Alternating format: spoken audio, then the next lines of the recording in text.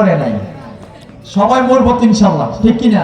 দুদিন আগে হোক আর দুদিন পরে হোক, এটা অনেক সময় হয়।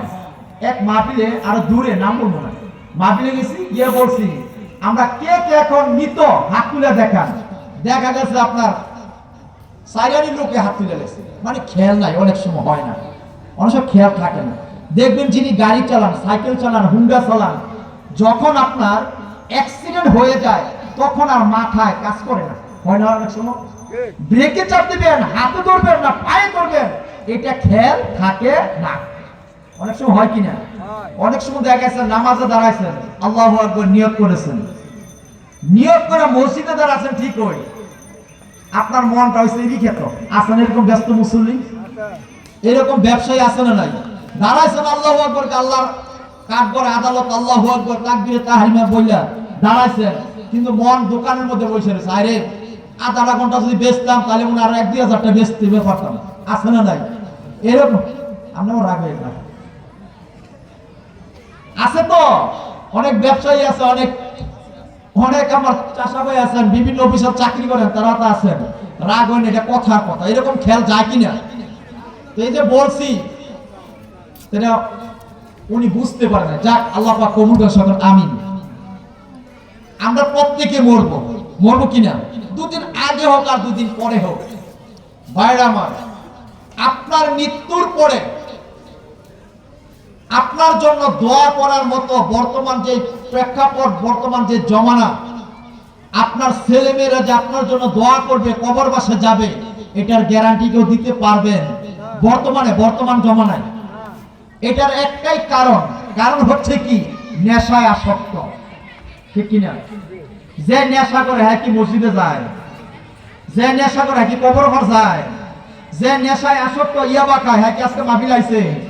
আপনার টাকায় দেখেন আসে, একজন আসে নেই।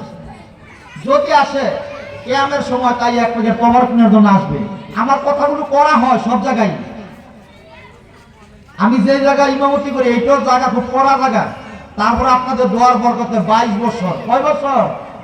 22 বছর কাটাই দিতেছি, 22 বছর।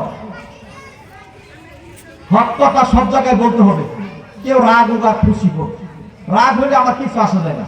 হক কথা বলবে, আল হাক তুমুর, হক কথা কি করে বলতে হবে, ঠিক কিনা?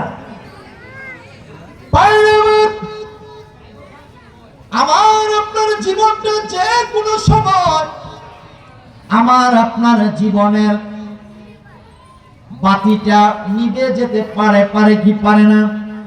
যেমনি ভাবে এখন যদি বিদ্যুৎটা চলে যায়, জায়গাটা কিন্তু অন্ধকার হয়ে যাবে।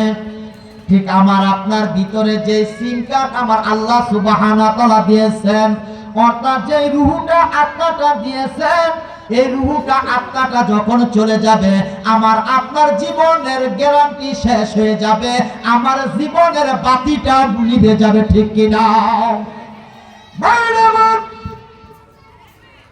আপনাদের কাছে আমার একটা অনুরোধ, যাদের দুটা ছেলে, যাদের দুটা মেয়ে আছেন, একটা ছেলে একটা মেয়ে থেকে যার 3টা ছেলে সন্তান বা 4টা ছেলে সন্তান আছে, আমি আপনাদের লাভের জন্য, আপনাদের উপকারের জন্য কথা বলতেছি।